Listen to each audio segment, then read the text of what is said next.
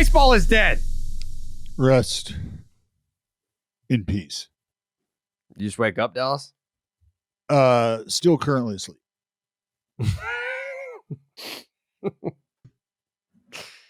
The A's got a game today? Yeah, right? Yeah, in 14 hours.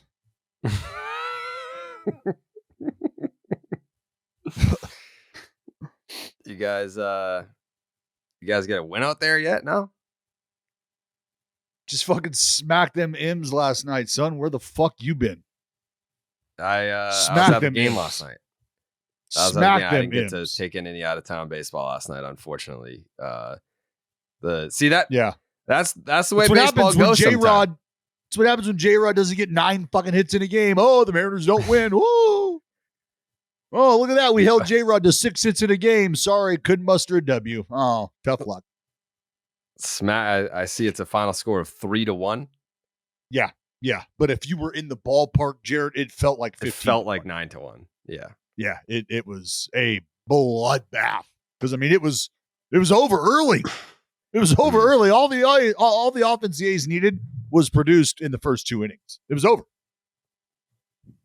And some might look at that and say, well, Dallas, it sounds like that's all the A's could muster was 3 runs over the course of 9 innings. And I, to that, would say, yeah, well, you're talking about the Seattle Mariners who have the best pitching staff in baseball. And then you might respond and say, yeah, well, they didn't have to face George Kirby, Dallas.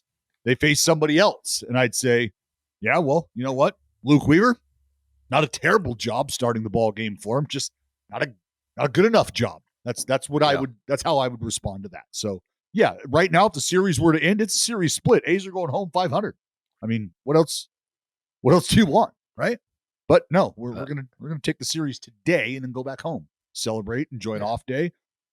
That's how baseball is going for me right now. So in 3 days, when this fucking game starts, because we are doing a podcast at 4:32 a.m., that's where I'm at this morning.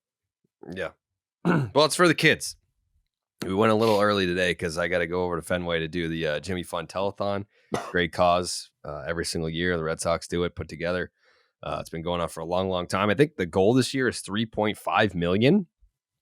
So if you can donate to the Jimmy Fund Telethon this year, be greatly appreciated. This episode is sponsored by Knockaround Sunglasses, quality polarized, affordable shades, including new MLB and U.S. women's soccer team pairs. Check them out at knockaround.com. Would you believe me if I told you that Julio Rodriguez leads the American League in hits now? Yeah, because he hasn't gotten out for a month, Jared. It's August 28th, and the dude's gotten out 6 times. It's August 30th. August 30th. Close enough. Fuck, what? Yeah. You're in the ballpark. Yeah. I mean, it's late August. The dude is, I mean, what's he have?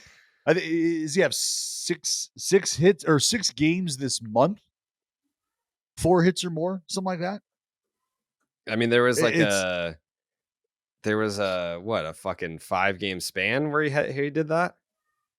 No, there was a 5-game span where he had 4 hits or more. In one of those games, he had 5 hits.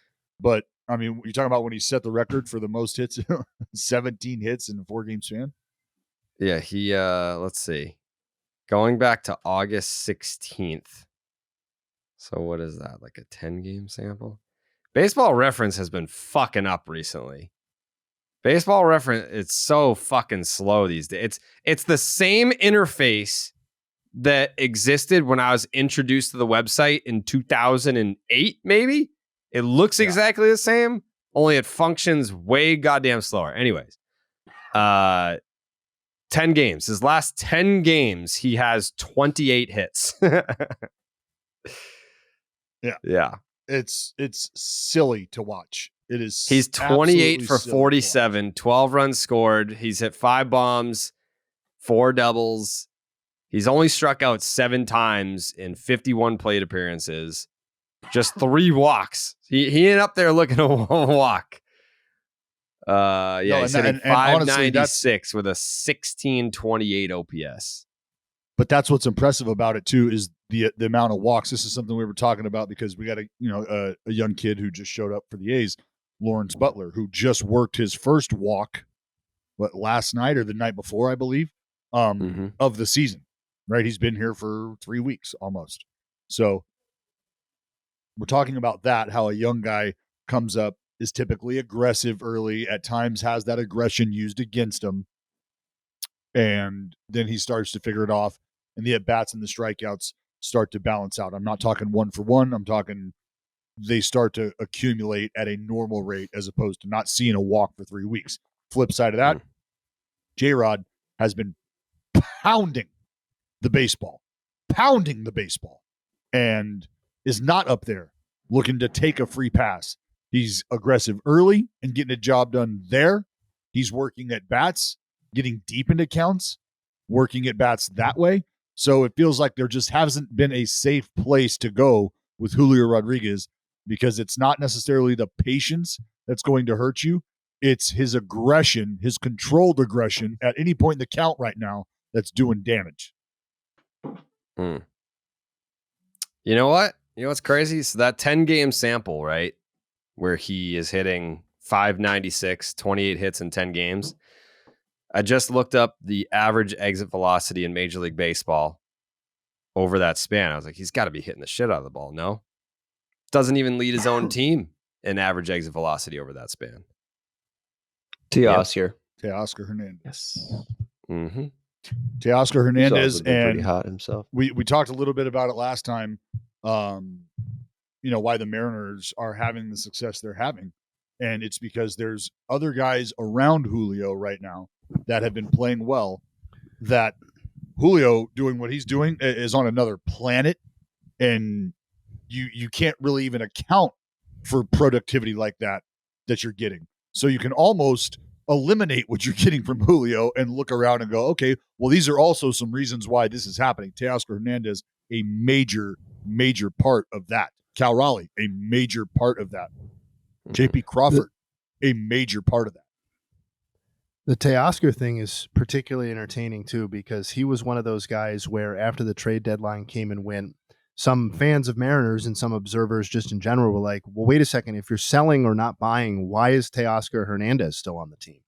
Right? Because I believe he's a pending free agent or not under contract for next season. It's like, okay, so what's up with these half measures? And turns out keeping him on the team was a pretty good turn of events, given what you would have gotten for a Teoscar Hernandez rental with how he was playing at the time, and that he's been Julio equivalent since not trading him is.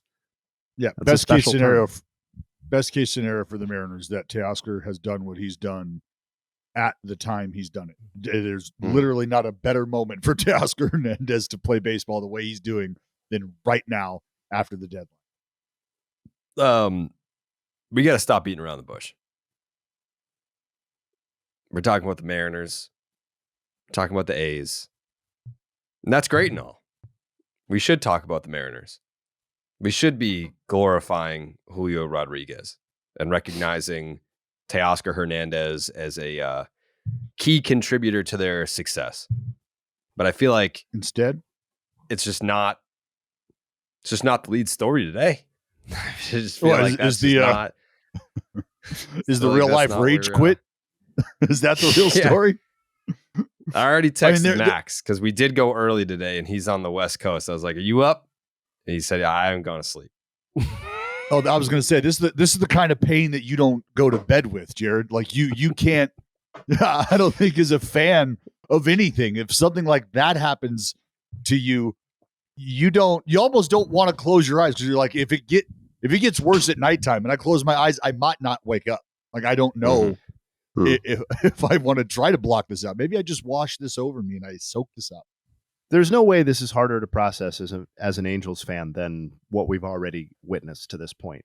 It's just kind of like sad. It's like a cherry on top, isn't it? It's more like, yeah, but you're allergic to cherries. Before they were masquerading around as an organization that's like, are they stupid? Like, are they knowingly stupid?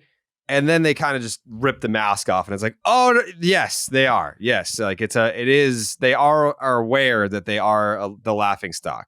I dispute the stupid part for a second, or as it relates to this transaction specifically. This is actually the most sober-minded thing. And it's shameless.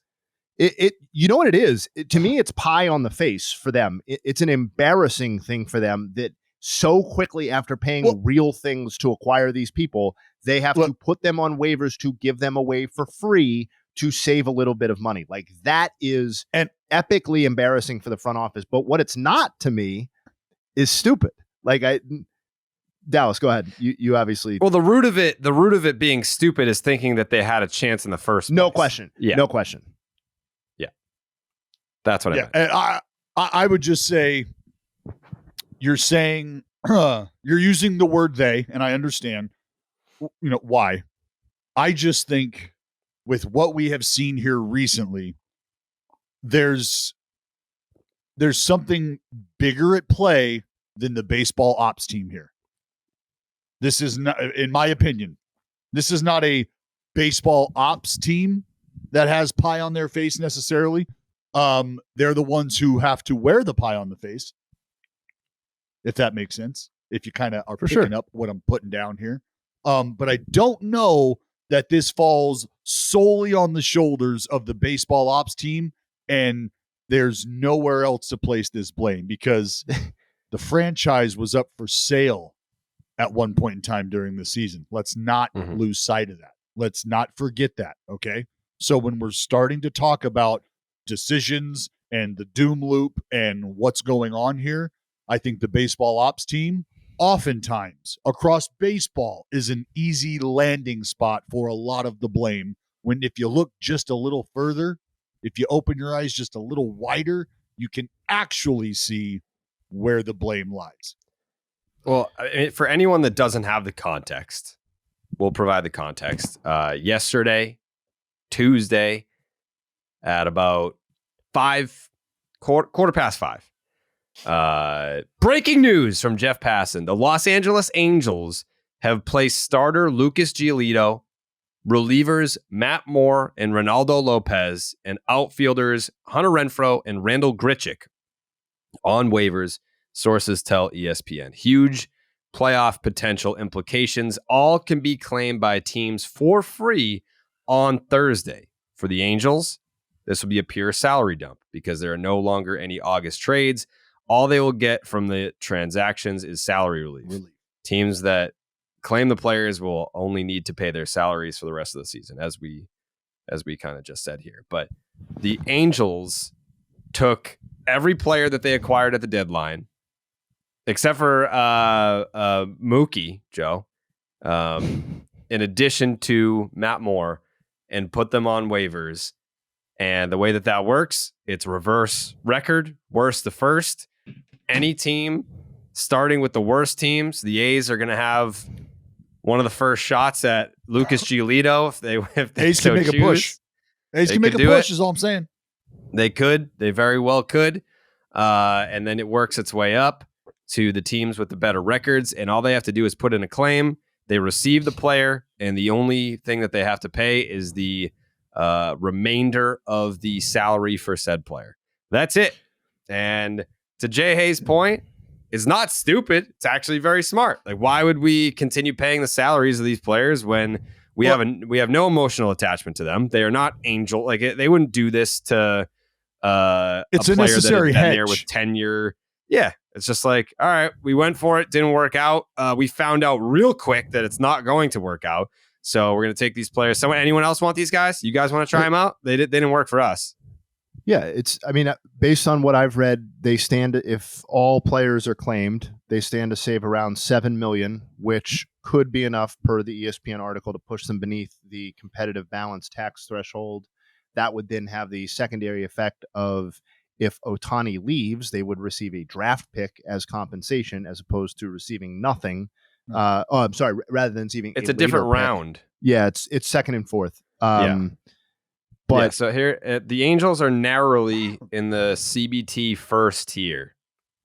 If a couple of these players get claimed as expected, they will fall below the CBT. This means the 2024 draft pick that they would receive for losing Shohei Ohtani in free agency would be after the second round, rather than the fourth round.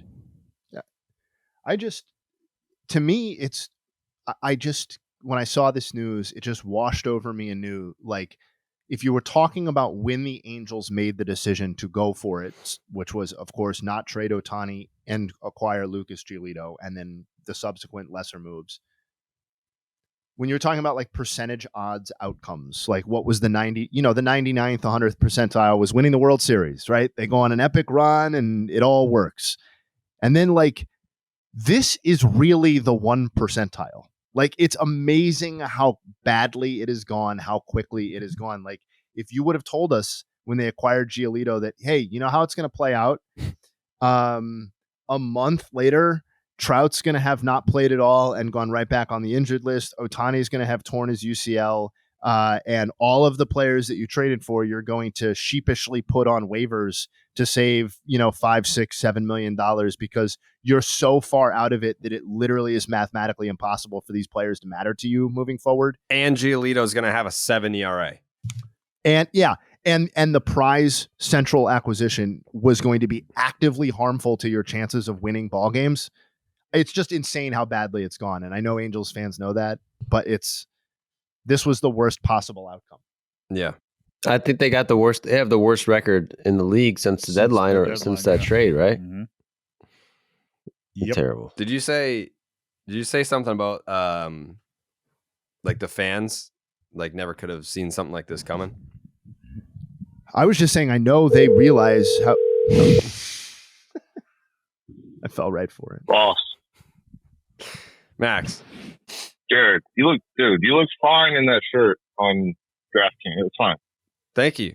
You look great, bro. Thank you. I appreciate that. Are you delirious because you haven't slept all night? No, well, I thought that's what you were calling me to ask me if you look good. You look fine, bro. No, I appreciate that. I did call you for a different reason. Okay, what's going on? Yeah. So yesterday, I don't know if you saw the Jeff Passan tweet. I never heard of him. You never. He's the little guy on ESPN. Okay. Well, I'm short, so everyone's kind of like, "Oh, I'm not short. I'm a short king." Yeah. Yeah. Oh, yeah. I think I know what you're talking about. I think I heard it. Yeah. So the Angels, the team that you love, they put pretty much everyone that they acquired at the trade deadline on waivers yesterday. Just wanted to get your thoughts on that because it's kind of a big story yesterday. I know you maybe moved on because that was yesterday's news, but we haven't done a podcast since it happened. Yeah, no, for sure. That was. I turned around and there's just more knives in the back of not only me but the fans. Like, it's just like I was trying to like talk to myself in like baseball GM brain, and like, all right, well, it is kind of a white flag, and like taking the fan out of it. I mean, it's a white flag, but like it's embarrassing for the fans, and like as if we haven't been embarrassed enough, but like the move over. I mean, I don't know. I saw the perfect analogy of a guy that's like, this is a guy in fantasy sports who just quits before the playoffs and just like ruins the league for everybody. Like we just fucked the league for everybody because now I don't know, whatever, the Reds or Orioles are going to get someone, and like I don't know, what if the Reds get Giolito? Then everyone's complaining about their deadline. Now, boom, we fixed it, and like we died for their sins essentially. And like I don't know, it's a constant battle with like being a fan. Every day you gotta have your fucking head on a swivel. Like there's 5 weeks left of baseball. Don't embarrass us. And it's just, oh, what, you want us to embarrass you? Like, okay. And that's kind of where we're at. And I think every fan is at that point where they're just like, dude, like enough. Like you can't keep making up new ways for us to feel like shit. And not only in an Ohtani walk year, but in like now I'm seeing people saying Trout should demand a leave, which I mean, I'm kind of on that side. Like, yeah, dude, I don't. Welcome. I've been here for years. Yeah, funny guy. Okay. Shohei was making the point just before we had you on that this is actually a smart move, and I agree. I said it was shameless. That's the word that I used, but it's a combination of both. Like it's the right move, but it's also a little shameless to be like, listen, we don't care, because to what your analogy that you use, like they are kind of fucking the rest of the league, but they're kind of just saying like, what has the rest of the league done for me? Like fuck the league. Like I got to look out for the Angels. And this guy, If it's the difference of getting a pick after the second round versus getting a pick after the fourth round when Shohei Ohtani inevitably signs elsewhere, then that's the goal. It's like, hey, we recognize we fucked up. Maybe we shouldn't have gone for it. Maybe we, I mean, not even maybe. We should have traded Shohei Ohtani because then the UCL injury would have been someone else's problem and we would have had the prospect haul of a lifetime and we wouldn't have traded top prospects for fucking Lucas Giolito and Ronaldo Lopez. So hindsight's 2020. At the time, I commended the Angels for going for it. I thought, hey, you know, it's nice to see a team that's kind of on the fringe say, you know what, fuck it. Like we're gonna actually make a run at this thing. It blew up in their face. I mean, if there was something, I don't even know what the saying would be if it was worse than blowing up in your face, but it's that. It blew up in their face times 10. And yeah, this is like, okay, me and you at a bar, Jared, and I'm like, dude, just go up to her. Like, what's the worst that she's going to say? Like, no. And then her and all her friends, like, throw her drink in your face. And then you come back soaking wet. And then I'm just like, all right, well, that was worse than, like, I expected. Yeah, I was going to say, like, she would, like, shit her pants. Like, you go up and, like, ask for her number, and she just, like, shits herself. Yeah. That's shoes. worse. Yeah. That's way worse. It's like, wow. Like, a rejection would have been bad, but, like, this was exponentially worse. That's what happened to the Angels. But this whole like putting the players on waivers thing, that's what's best for the Angels. It's just to what you were saying, it's embarrassing. Like it's embarrassing to have to wave the white flag in the way that they're doing it. I'd be more sympathetic to the like fucking the league over perspective if waivers didn't work the way that they did. Like the first place teams are going to be basically the last teams that get an opportunity to add any of these teams, or any of these players. So like. If Lucas Giolito that's what I was goes, wondering too. Like, but so like if Giolito goes to the Reds, and grab him. Say that again. Sorry. There's like a team out of contention. Like do the Padres just claim Giolito, like just for just cause, or do the teams just let it go to like? I guess it'd be like the team on the fringe of the wild card. Like, do they just kind of like, all right, well, we're gonna back off and let you like? That's the interesting part. Because then you could have two assholes in fantasy and they'll just be like, all right, well, you dropped fucking Patrick Mahomes, I'm going to get him. And he's not even in the playoffs. Yeah, I mean, I think we need to go a little slowly on the Patrick Mahomes, Lucas Giolito comparisons because the guy just threw up a 7 ERA for the team that acquired him. I don't think the bidding war is going to be quite that ferocious. But no, I mean, I guess the Padres, just because of the weird way that they operate, are potential like wrenches in all of this. But to me, it's I don't know. I don't think these people are high enough impact necessarily to be a fucking the league over sort of thing. I actually think it adds a level of intrigue that we typically don't see in baseball at this time of year. Like you don't get players that are capable of making playoff rosters available at this point. So I think that's kind of cool. And I'm intrigued, even though he was bad and Lopez barely got a chance to make an impact on his new team. I do think it's kind of a nice, like late August, early September twist. Yeah, and I think the Nokia Lions are going to get a great pickup in Hunter Renfroe. Like that's just insane. That's insane that he's available for them at this time of the year. I don't even know if the season's going on or not, but the fact that they can add him, that'd be insane. That's like what his sixth team in 5 years if he gets claimed by somebody. Yeah, that's just not good.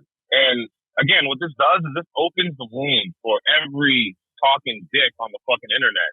Oh, the Angels, the worst ran franchise in find me a worst organization ran in all organizations. Like, hey, buddy, ISIS, like start there.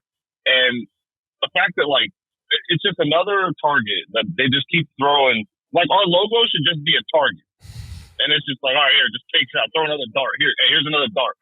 Oh shit, fucking a fight in the stands at Angel Stadium. Here's another dart. Boom, worst run organization. And I think you guys are right. I think the baseball move is just delay. Like you just fast track the inevitable. Like they were going to be gone at the end of the year anyway. Like, but I do think it's embarrassing that this guy makes $1 billion. He's like, I'm going to save $7 million. Like, okay, cool, fuck us, right? I've been on the front lines defending your franchise that I have no part in against fucking the likes of like Ben Verlander, and here you go, hey Ben, you need more ammo? Here you go, fuck. Dallas is going to get pissed if you keep talking about Ben Verlander like that. Dude, I mean, just an all-time woke of all time. Like, yeah. I don't know. That was We need the pit bull on this one. Yeah. We need a big gun. Don't you think that once Shohei Ohtani is in a different organization, that target becomes much smaller and no one really cares about it's like you have less of a target and more of just like irrelevance. Yeah, and like so you say that, and that's cool and all because you can just dip in and out whenever you want. But I gotta live here. I gotta live here. It's so insane that like I feel like who has a worse job in the world right now than like Angels ticket sales for 2024? Brother, you're getting no renewal. Zero. Yeah. And it just leads me to believe that, like, already, like, he put the team up for sale, and then he saw everyone cheering, and he's kind of like, oh, all right, you motherfuckers, like, you guys are all cheering, huh? And then he's like, you know what, I'm taking this shit back. And then let us into this year that can only be described as, like, an AI-generated chat GPT. Hey, build your worst baseball season, and it just spits out, like, constant, hey, this is going to happen, this is going to happen. You think you're not going to be the laughing stock of the league? You are, most in fact, the laughing stock of the league. And, like, we're not the worst team in baseball, but somehow, like, we just should deserve, like, a trophy for most embarrassing storyline. Whether or not they were good baseball moves or not, just worse optics in baseball. That's a good way to put it, yeah. Like, I mean, the Oakland A's, they're kind of in the conversation for worst optics, I would say. I think it's kind of like a recent history type deal where we look at the Angels, but in terms of optics, I think the A's might take the cake. It's just we're a little bit moved past the reverse boycott at this point. The craziest storyline of the 2023 season is that any team is even approaching the conversation of the A's after the way we started this season. Yeah. Like that is an absolutely heroic effort by the Angels to even be in the same breath. Like, congrats to you. Yeah. No, honestly, I think I should be receiving like thank you baskets or cheese baskets from the Mets, Padres, the A's, the Royals, and I mean, I guess it's not really national. They kind of bounce back, but like, there's a big like, hey, thanks for fucking laying on that sword for us, dude. We told like. John Fisher, how does he not send a basket of cheese to fucking Artie Moreno? It's like, hey, brother, good luck, man. You really fucking put your dirt on this one. Like, I don't know. Like, and it's, I've gotten to the point where, like, Jared, if I was, like, your size, so, like, the way, like, you are, you know, Red Sox is, like, the ginormous organization that, like, I don't think you can get bigger than them, but, like, if you were, like, an Angels person, like, you'd be right up there. Right? Mm-hmm. You might as well have damn played for the team. Like, insane, right? So I'm getting to that point where, like, you know what? Like, now these fucking bums, like DJ Wilson and stuff, like, I came into this being like, all right, I'm going to respect the old guys. And, like, there's no longer, like, there's 3 guys in that organization that command my respect. Like, the rest have to earn it. Like, there's no way. I'm not going to listen to fucking Tim Salmon, like, talk like, well, no, it's like, dude, brother, like, thanks for the ring, but, like, go play bocce or something. Like, get out of here. And it's to the point where, like, dude, like, someone's got to take the reins, and someone's got to be a fucking leader internally that is respected and not Mike Moustakas. Okay, I don't care how it looks. I don't care that we're out of contention. You just can't have your wonder boy golden child of the last decade posting pictures of Tiger Woods. You just can't have that. Yeah. Now, like this week, like you can't. And if I got to be the guy to say that and I get banned from every Angels thing, whatever, like I don't want to turn against the guy. But you just can't do that. Someone has to say, like, hey, dude, glad you're having fun. Maybe not right now. You know, maybe like wait. Maybe like you know, wait. Like the Eagles thing was hard enough, dude. Like it's like, all right, yeah, Eagles, all right. Like he somehow beat that timeline. Yeah. You know what, Max? That's just something that you're going to have to understand. You're going to have to swallow that. You're going to have to wear that because that's Mike Trout saying, this is me meeting you guys halfway. I've been the greatest player in baseball since I've showed up. You guys actually found a player better than me, and you brought him over here. And what do we collectively have to show for it? Nothing? Well, it ain't because we're terrible, I'll tell you that. So when you guys have the decisions that you have made start to affect us, yeah. I mean, come on. What do you want Mike Trout to do? The guy's in a position to build a fucking golf course with the greatest golfer who's ever lived. Should Mike Trout put his life on hold to play out this dismal season? Or should Mike Trout do Mike Trout things and say, you know what, I'm going to stay winning and it can't happen during the baseball season right now, so I'll just shift my focus to the golf course. that I'm building with Tiger Woods. That sounds like a nice distraction from what's been going on since April. Well, I mean, invite me. I'd like a distraction. I don't want to watch them play the Phillies and lose 25-4. Yeah, that's kind of like tough. I don't know. If I could be hanging out with Margot Robbie and I had an Angels duty to fulfill, I'd be hanging out with Margot Robbie. I agree, but like, it's just I don't know. It starts from the top, and someone has to put their foot down and be like, "Hey guys, no fucking lollygagging right now, right? Our best player is fucking limping to the finish line, and like, I don't even think he should be playing. I don't think Ohtani should be playing right now. What? Do you think that's like incredibly dangerous? Incredibly. He's already been down that road once. I think you're the respected internal voice that's going to fill the void, and I think you need to make. I don't think they respect me about as a bucket of helping knuckles. I don't think I get any respect over there. I asked Joe Madden if he had the over when he intentionally walked Corey Seager, and I was never seen from there again. What did you say, Jay? I said I think that Max needs to be the internal voice that galvanizes the organization. I just think the Angels are on a list of MLB teams whose owners do not give a fuck about the vocal majority or minority, even if they all just kind of spoke up. Look at the A's.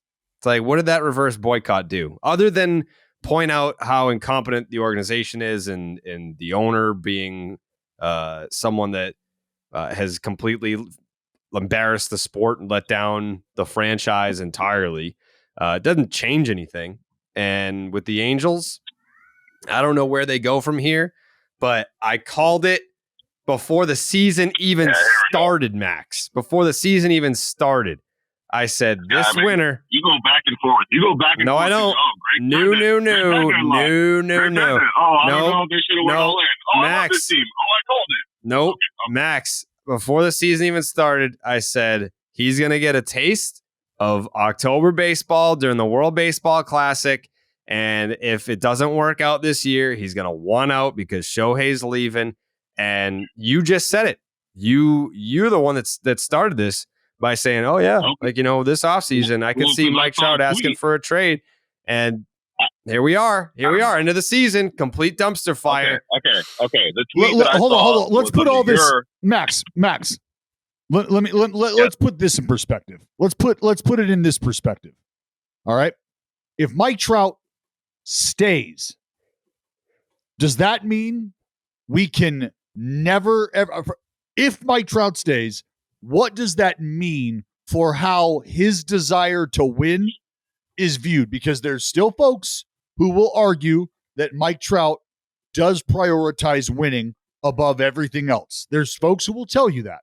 So what I'm asking is, if you are in that camp and Mike Trout does not ask for the trade, do you have an argument anymore? Do you have even just a skosh of a leg to stand on if Mike Trout does not walk into Artie Moreno's office, proverbially, and say, buddy, I got to go. You got to get me out of here. I think it's obvious why, but I can't. I'm not going to end my career like this. I need to end it somewhere else. If he doesn't do that, then what's the narrative? I definitely think that, and he's my boy. He's my favorite baseball player in the last 15 years. My boy, but sometimes you got to check your boys, right? And like, if I think him not, asking for one, because the loyalty thing is cool to like a certain time, right? Like, I don't know, like, cool, but like, yeah, I think him not asking to leave is louder. Like, the silence will be louder than him asking to leave. At this point, they don't have to ask for trade. They'll probably put him on waivers. Yeah, all right. What if they put Ohtani on Shohei? They could save. You guys could save a lot of money. What if they put Ohtani on? I'm telling you, if you want to put the GM hat on, what if they put let Ohtani Shohei and Mike Trout go. That would have been great. I would have been here for every minute of that. It would have been an A for 3 weeks. Yeah, imagine. Yeah, you definitely have a last place team claim him. But yeah, it's I mean, again, we haven't. You guys have called me 7 times. The last 5 have not been about baseball. They've been about off the field transactions. This is about baseball. I mean, not on the field though. Not hey, why did Neto bunt down the line and score Randall Grit? Like it just that. I don't think I'm ever getting those calls. Those calls are never coming. I don't think. No, I don't think. I don't. Know. Hey, Hunter Renfroe hit a grand slam to walk off the man. Like it's not coming. But no. The point is, they're like, off the field. Yeah, they're off the field. Embarrassment has overshadowed how bad they've been on the field. It's almost like a blessing in disguise. Like I feel bad for like Joey too. Your video, the wildest season. Like you should have just waited a week. It would have been wilder. Yeah. Like I'm sure you were like kind of upset about that, and I mean that like jokingly, but you know, like because you can't time these things because it's the Angels. But I mean, you know, I was thinking about you when I was like, "Fuck, that would have been great to put in there." But for the numbers. No, the Angels definitely deserve their own video. That's next true. level bad. Okay, all right. Well, there's my Rendon video. But yeah, I mean, I don't know. I'm not much of an artist, but I wrote a poem. I don't know if you guys. I would love to hear it. Do you want some music for it or no? If you got anything like Game of Thronesy, like I've been watching a lot of Game of Thrones, and this is kind of where it comes from because I feel like when they sent that guy Jon Snow to the wall, I feel like that's where they want me right now. Let me know if you're feeling this.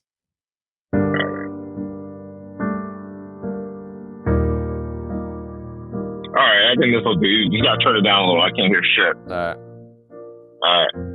Ready? Yep. In the realm of a diamond's grace, where heroes rise, where dreams are chased, a tale unfolds of baseball's might. Artie Moreno, in his hands, a franchise so bright. Mike Trout, the Diamond's golden son, with talents that were second to none. Ohtani star, a meteoric rise, a talent unmatched, he lit up the skies. A double threat, a blessing and a curse. Fans left Angel Stadium empty, just like their purse. Max Air Jordan 1, a witness to it all. A fan silent, his voice made small. James Carabas, Dallas Braden 2, Shohei, Joey and Jake, they all knew. Under Moreno's reign, a dream undone. As greatness fades, a legacy spun. Oh, Artie, please hear our plea. Release the shackles that bind thee. Let the passion guide, let it go. Banish this fear, restore the halo. Wow. That was a banger, huh? That was beautiful. Thanks, man. I've been writing that all night. That was beautiful. I was trying to work in something like get off my mound or something. I just couldn't find a word that rhymes with mound. Wow, that was beautiful. You nailed it. For real. Thanks, man. Drown. That's a banger, huh? Pound. Thank you for sharing that.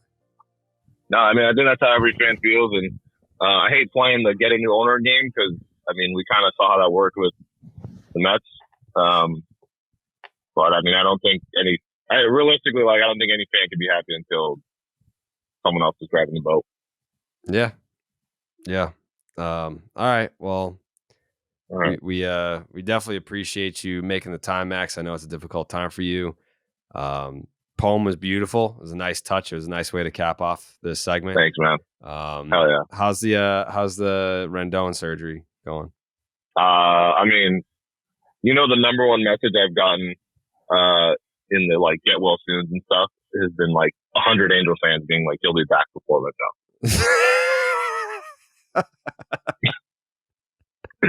So, I mean, at least it's been fun. But you know, I don't know. Maybe if you guys did the barn burner again, what was that, July? I'll run that back. I'll be back by then.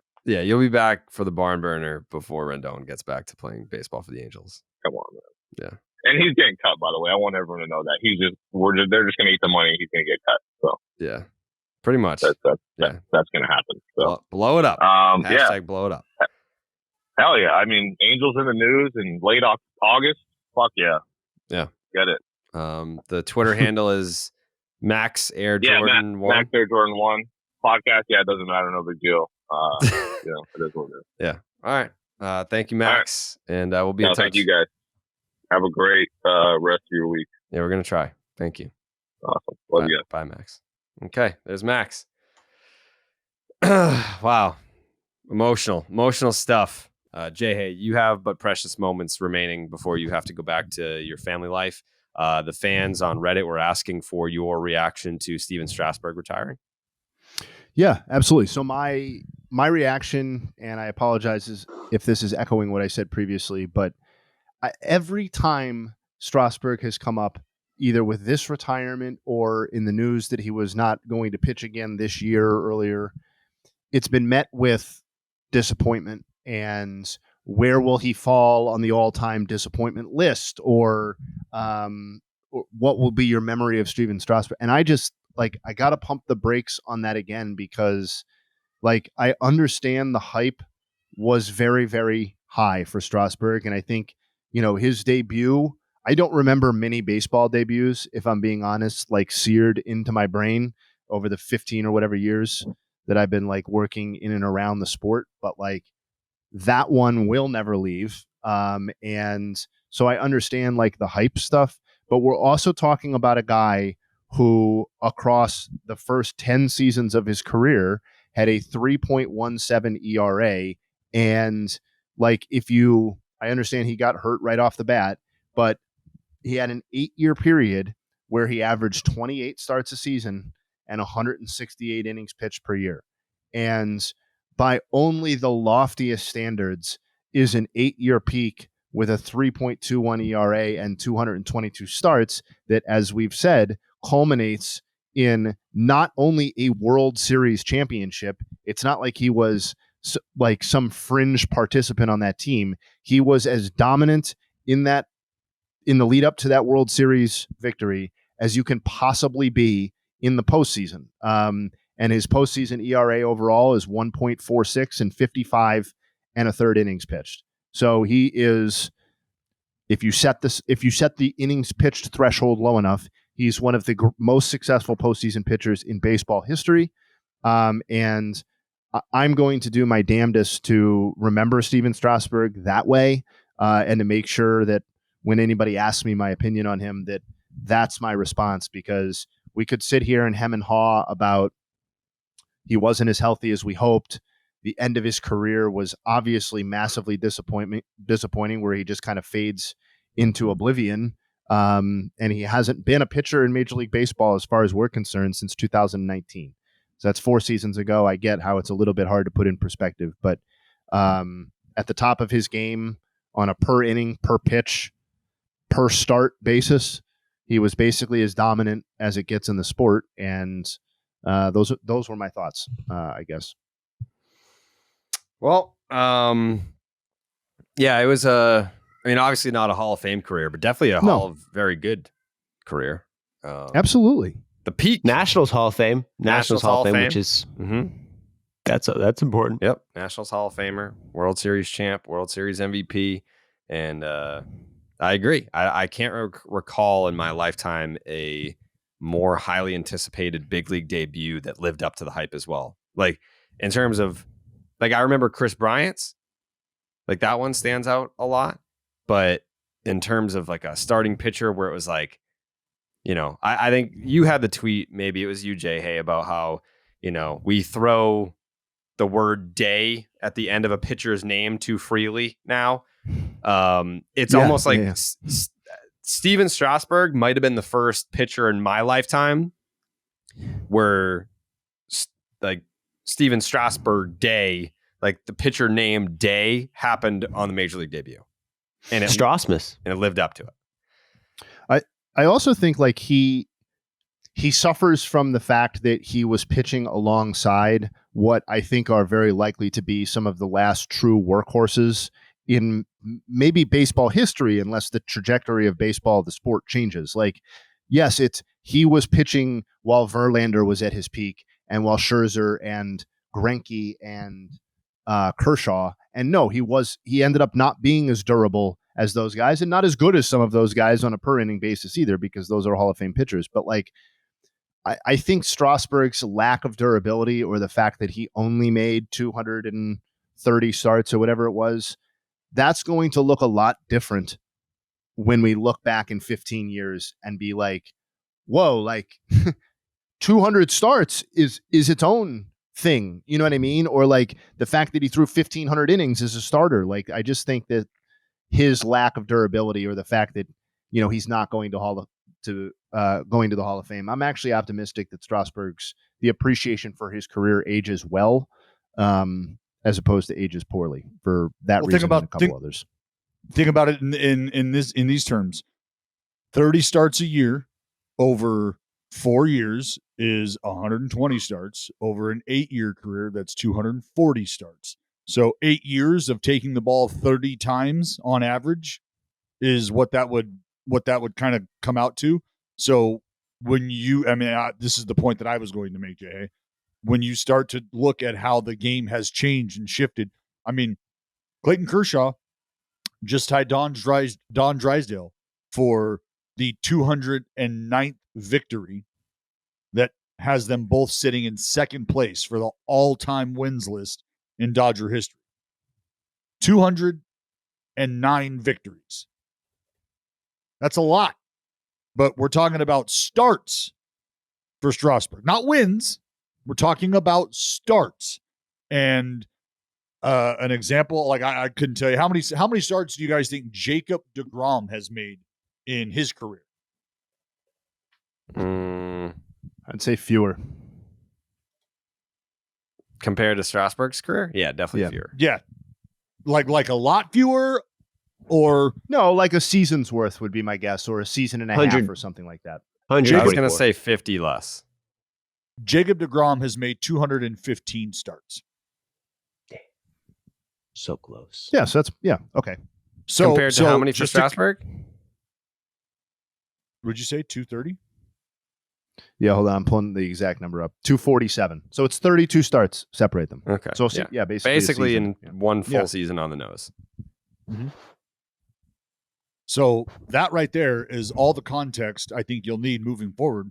Evaluating talent like this is, unfortunately, what we're finding out is, and I don't want to say it's like some new revelation to us, but the guys, they're one percenters.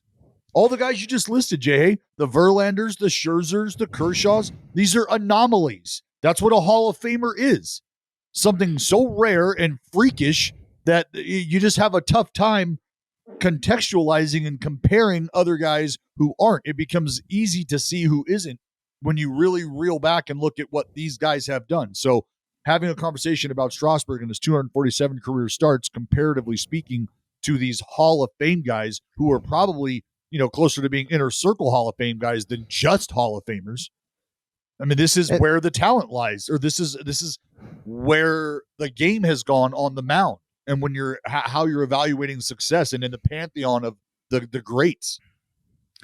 And I not that I would root for anybody to not have the fullest career that they could possibly have, but there is something magical and to be appreciated about these ace level pitchers who aren't the Greg Maddoxes or Randy Johnsons who throw 20 seasons in the big leagues.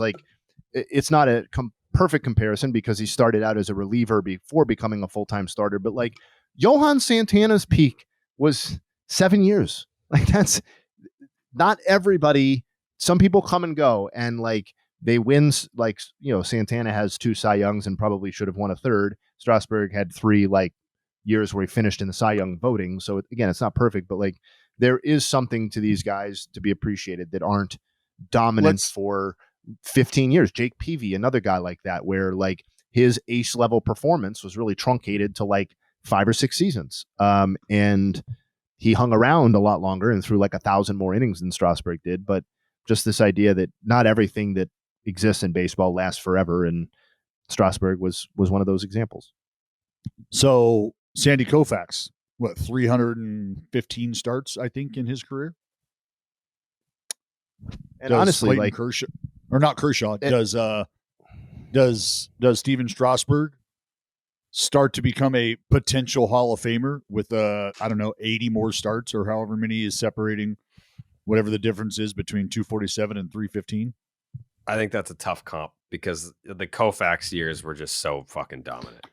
But that's the whole point. And Jared, do you understand where those years came in Sandy's career? They were at the end of his career. So the first 5-6 years for Sandy Koufax, meh. And then the last 4 or 5 years, unfucking hittable. Hall of Fame. He got called up when he was 19. So it's like his peak was 26 through 30. Yeah, or but 25 through 30. Yeah. I mean, Strasburg was 21. Koufax's career should obviously give a lot more credence to the idea that Johan is a Hall of Famer, but that's a separate conversation. I would agree. I think, do you think it's a part where it's like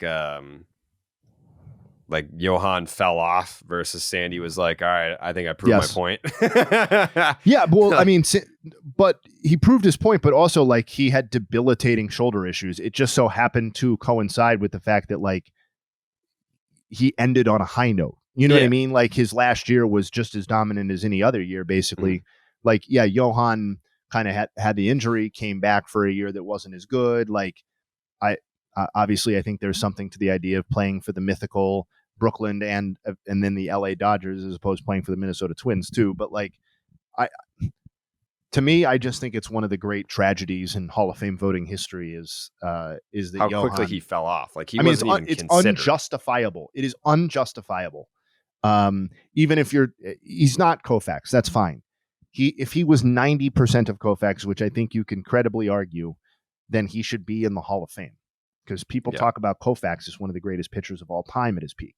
Yeah. So Koufax went out with 5 straight ERA titles and back-to-back Cy Young awards in his final 2 seasons and 3 of 4 in his final 4 seasons. I mean, everyone agrees that the Cy Young that Johan lost to Bartolo Colon is like, I won't tease my off-season segment, but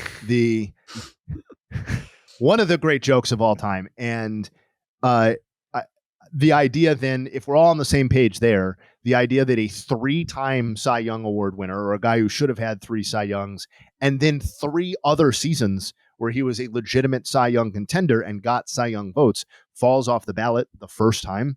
That's fucking crazy. It's crazy. 2.4% of the vote and done. 2.4. That is insane.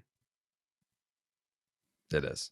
Because a small sampling. Sammy Sosa got more love. Yeah. Gary Sheffield. Harold Baines got more love. Well, it's a whole separate thing. Where is Johan Santana off the top of your head? I'm sure you know for your research that you've already started for the offseason segment. Does Johan Santana have a higher career WAR than Harold Baines? Oh, not even close. Yeah. Johan passed Harold like mid-peak. So where did he end up in the 50s or the 60s? Low 50s. 51-1. Okay. So he basically, if you want to look at it a certain way, it's sort of like he had both Harold Baines and Eric Hosmer's careers together just over like a 5 or 6 year span, as opposed to drawing it out over like the 75 seasons that those 2 other guys played combined. Got it. Yeah. It's like, do you like somebody who's really good for a short period of time, or do you like 2 guys who aren't very good for a really long period of time? Apparently the latter is the answer by the Baseball Writers Association of America. Disgrace. It is. All right. I appreciate you guys accommodating me today. Good luck with the rest of the pod. Before you leave, Jay, I do have to apologize. What's up, my man? I cost us the parlay. I did.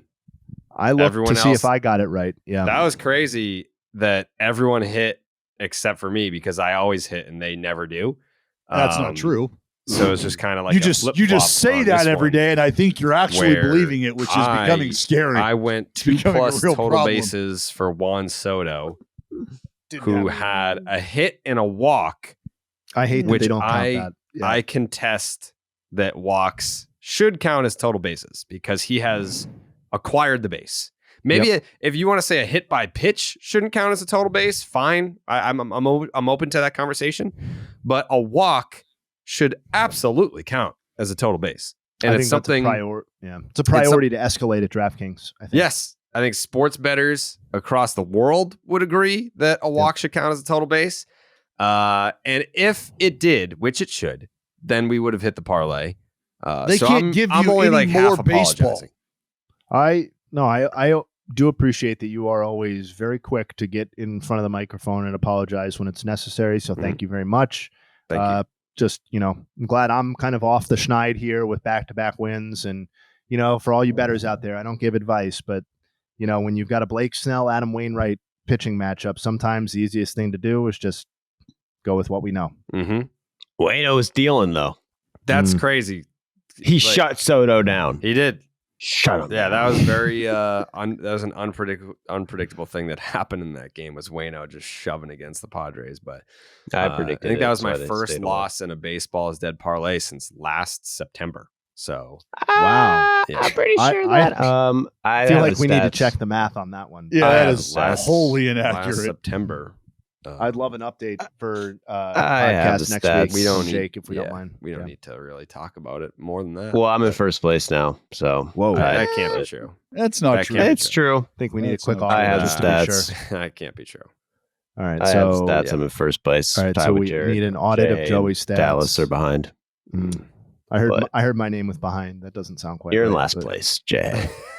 Wow. And so are you, Dallas. Oh God, there's lots Nope. of last places. But I'm in first place. Okay. Sounds like the margins are narrow. Mm. I'm coming. All the tweets exist. It's that simple. Yeah. Yeah, they do. What I would really like to know, and maybe we could find this out for Monday, is where everybody ranks on their picks that they didn't submit but got right. Jay, it's funny. Yeah. It's funny you asked that, Jay, because I got some 'Cause I am folks. killing those. I got some Yeah. folks who have reached out and said, Dallas, we really appreciate you giving two options, and we appreciate you discussing your options because sometimes the whole You pick parlay games that aren't happening that day. Oh, I'm sorry. might not be attractive, but the two options you give us, maybe they are. Like last time, actually.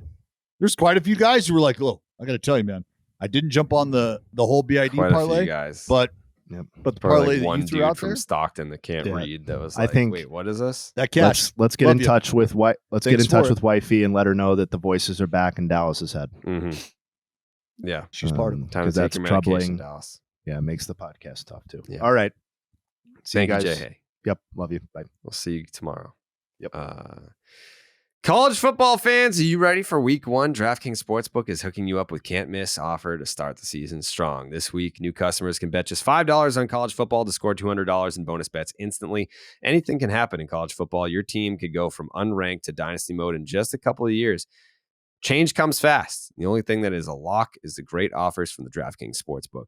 Life's more fun when you're in on the action. Download the DraftKings Sportsbook app right now. Use the promo code Jared. New customers can score $200 in bonus bets instantly when they bet just $5 on college football only on the DraftKings Sportsbook with the promo code Jared. The crown is yours. Gambling problem? Call 1-800-GAMBLER. In New York, call 877-8-HOPE-NY or text HOPE-NY to 467-369. In West Virginia, visit www.1800gambler.net. In partnership with Hollywood Casino at Charlestown Races. All games regulated by the West Virginia Lottery. Please play responsibly. In Connecticut, help is available for problem gambling. Call 888-789-7777 or visit ccpg.org. On behalf of Boot Hill Casino and Resort. 21 plus in most eligible states, but age varies by jurisdiction. See DraftKings.com/sportsbook for details and state-specific responsible gambling resources. Bonus bets expire 7 days after issuance. Eligibility and deposit restrictions apply. Terms at sportsbook.draftkings.com/football terms. Also, people were on the Baseball is Dead Reddit page complaining about the audio from last week's show, since we're in the subject of apologizing and being accountable. It was all Joe's fault. His computer fucking sucks, and we had to use his backup audio, and that caused a disturbance in what otherwise has been a perfectly executed from an audio perspective podcast for the last 2 years. I just looked it up. I actually I'm leading the team in parlay picks. No. So Yeah, last I am. episode 1, 2, was 3, 4, completely 5, Joe's 6, fault. 7, and he's gonna apologize right now. Not everybody has to fucking DraftKings come to their house and make a fucking studio in it. All right, Bro, sorry, I'm over here. I did all this shit my damn self. Mm-hmm. I did. They sent me equipment, but no one's hooked anything up. Everything that I have over here is from before I started working at DraftKings. This is my mic. This is my switchboard. Oh, so you got extra equipment. I had the dude. So you got extra shit you haven't set up yet. The dude that stole all my money did this. I had to pay him for this. I have equipment. None of it's installed. Well, maybe set it up and send it over to the guy who's fucking up the podcast every week because his computer doesn't work. Would be helpful, maybe. But I'll figure out. What kind of computer do you have? I don't know, but I'm about to buy a new one. These things aren't cheap, though. Joe, you a big socialist? Little redistribution of wealth? Yeah, I mean, if you're talking when it comes to Jared giving me free shit, yeah, that's that should be how it works. I should get more free shit. I've been saying it. since it started. I'll give you free shit. What do you need? Yeah, you got your knockarounds, Joe. I don't have knockarounds. Oh, you don't have them either? But I'm gonna get some. They're probably on their way. No, you're not. No, they're not, and you're not gonna get them. They I don't think they have Braves ones. I like a lot of teams. That's the thing about me. My Phillies. You want me to send you the Stros? I like the Astros. Yeah. Okay. I'll send you some Stros knockarounds. Say less. The other players, by the way, on waivers to kind of cap that discussion. Harrison Bader, who didn't know what waivers were, he doesn't seem like the brightest bulb, that guy. He didn't know that he was placed on waivers until he read it on the bottom line. Yeah, and TV. He also didn't know what they were. Yeah, I'm not going to crush Harrison Bader for that because there's a lot of guys who do not understand the goings on. You kidding the me? Nuance. You don't think Harrison Bader is in a fucking fantasy football league? You don't think he knows what waivers are? Well, if you're in a fantasy football league, you know that waivers can operate differently. There can be no waiver wire order. There can be a waiver wire order. So that could cause some confusion early. It didn't sound like he was confused about the order. It sounded like he's like, I don't know what that means. And that's my point trust me, I heard a lot of guys talking about it yesterday on the Mariners and on the A's who were like, yeah, so what does that mean? Like, well, that means that they're going to like pull him back and they're going to start to work. Like, well, that's wrong. They don't know that is not the case. So they're speaking very matter-of-factly and they are ignorant to the facts. They don't know. You know how, Joe, remember when I did that report on Stockton and how they're like the dumbest city in the country?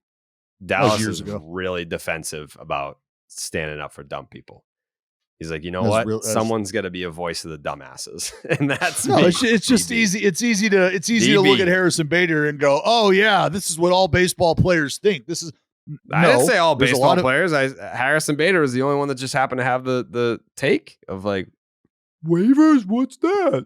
Well, it's not a take. It's just a like, yeah, dude, I play baseball. Like waivers, I have no idea what any of that shit means. I'm not going to give him the benefit of the doubt. He should know what waivers are. Anyways. Well, did you guys know? I didn't know you could be placed on waivers and then still play when you're not the I was under assumption that all these guys in the Angels were not on the Angels, and I turned the Angels and they're playing in the game. Grichuk went 3 for fucking 5 yesterday with 2 doubles and a homer. I guess I don't know. Maybe I'm just too smart. Maybe I'm too smart, and I just assume that everyone else is as smart as me. The Red Sox have put players on waivers a million times. Manny, that sounds right. That whole Josh Beckett, Adrian. But you Gonzalez understand the difference. You understand the Carl difference, Crawford. Though, right? You get the difference. Smart. Harrison Bader's dumb. Yeah. No, you understand that those waivers were very different than today's waivers. Yeah, they were revocable. Right. There was there was revocable and irrevocable waivers. You could put a player on revocable waivers to kind of gauge if there was interest in the player, and if they got claimed by a team, then you could pull them back.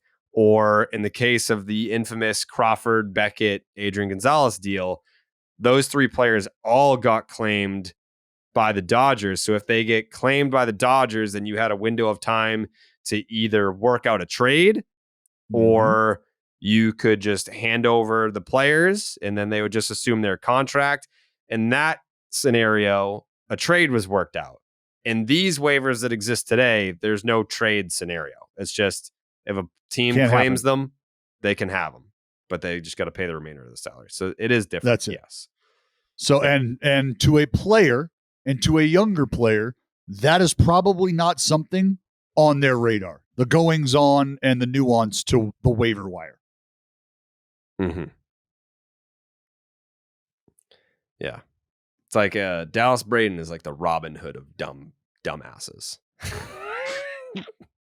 It's just nothing. It's not a dumbass. It's like, yeah, I didn't know what waivers were. Yeah. That I'm speaking for probably a lot of guys in the league right now who don't know what waivers are. You think Other Rafael players Devers currently knows on what waivers are? Harrison Bader, Carlos Carrasco, Mike Clevenger. Those are some of the names that are floating around out there. I don't know that all the players that were placed on waivers yesterday are going to be claimed, but a lot of those names seem to be quite intriguing. I don't know that this is an intriguing name. He'll probably just end up on a podcast with us. Josh Donaldson was released yesterday in Dallas. Yeah. Did you see his tweet? It kind of sounded like a retirement tweet. Yeah. Yes. That's a. I think because he that didn't is, thank just the Yankees. So here's the tweet. Teammates. I'd like to say thank you to everyone for the love and support over the years. I've had the opportunity to play with some great teammates and organizations, plural. Mm-hmm. I wish nothing but the best to the New York Yankees. So it's kind of like a thanks to the Yankees, but also like a swan song, like take a bow for his career. I don't know. The last time I talked to him, he did say it publicly too. Like I'm not like revealing anything that's behind closed doors. He was unsure about whether or not he wanted to play past this year. And that tweet to me sounds like he's sure. Well, it could very well be coming after a conversation you have with your representation. And it goes like this. You haven't been healthy in a while. Obviously, as far as what it looks like when you have been healthy, I don't know that there's going to be opportunities for you, for anybody who's contending. I mean, if there are, it's going to be purely a depth situation. But again, health is a major concern for anybody who's interested in making a push into October. Don't know that they're ready to sign up what ultimately would amount to a DH role for a guy who, even in that role, things just have not been great for him this year. So you have that conversation with your agent. You realize where you're at in your career, and it's kind of a writing on the wall type of situation where, all right, I don't feel great. I'm not playing great. I just got released. There's a solid chance I don't put a uniform on again this season. And I've already had thoughts about whether or not I'm at the end of the line. So that's what I heard, and that's what I read in that tweet, was all of that sort of emotion and thought process behind his current situation, what the future looks like. Here's what that would look like if you were to put it into words. Thank you, everybody. I appreciate the Yankees for kind of hanging in there with me. Sucks that things didn't go how I would have liked them to go. But I've had a great run. And I kind of feel like I'm getting near the end here. Whether I wanted it to end this way or not, looks like we're here.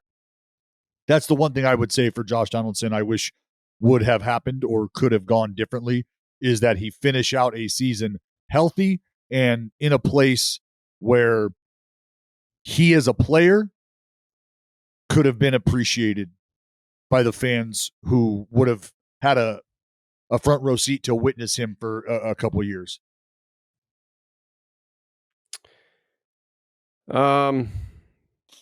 Yeah, I didn't like, obviously we can interpret it one way, but we didn't see the MLB trade rumors post like Josh Donaldson announces retirement.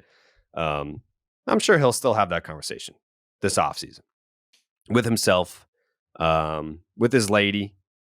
We'll see. We'll see what happens with that. But if he does announce his retirement, I think that there's an outside chance that he does it on here. Oh, who knows? We could put that ball in motion. Mm-hmm. So you done? He's always texting right now, trying to convince him to retire. Hey, dude, Hey, It's dude, over. Call it. Come on the pod. Yeah. Come on the pod right now and call it. We should do like a Rogan Brendan Schaub moment, brother. You got retired live on the podcast. Confront him. Hang him up. Confront him and force him to We're worried retire. about you. Yeah. He would, I bet. He follows. He lurks. He knows what's going on. He's a baseball is dead guy. Anyways, that was something of note yesterday. And Dallas, were you here? Yeah. Right? Were you here when we were talking about the San Diego Padres, like going through like all like the reckless contracts that they handed out? You were part of that discussion? Yeah, like Xander and Cronenworth. Yeah, yes. Mm-hmm. So And this is from Darvish. yesterday, San Diego Tribune. Like, I think it was the day that I just randomly went off about the Yu Darvish contract. The San Diego Tribune. Yu Darvish traveled to Texas on Tuesday, or is the day after. Yu Darvish traveled to Texas on Tuesday and will be examined by elbow specialist Dr. Keith Meister on Wednesday in an effort to determine the extent of his elbow injury. Meister performed Darvish's Tommy John surgery in 2015. So that's not good. That was literally, as I'm saying, hey, why the fuck did you commit long-term to a 36, 37-year-old Yu Darvish? That was unnecessary. The very next day, he's going to see the doctor that performed his Tommy John surgery. I mean, this is not the ideal situation for Darvish and the San Diego Padres, but this is the risk you run when you're throwing around money in years the way the San Diego Padres have recently. Just unnecessarily.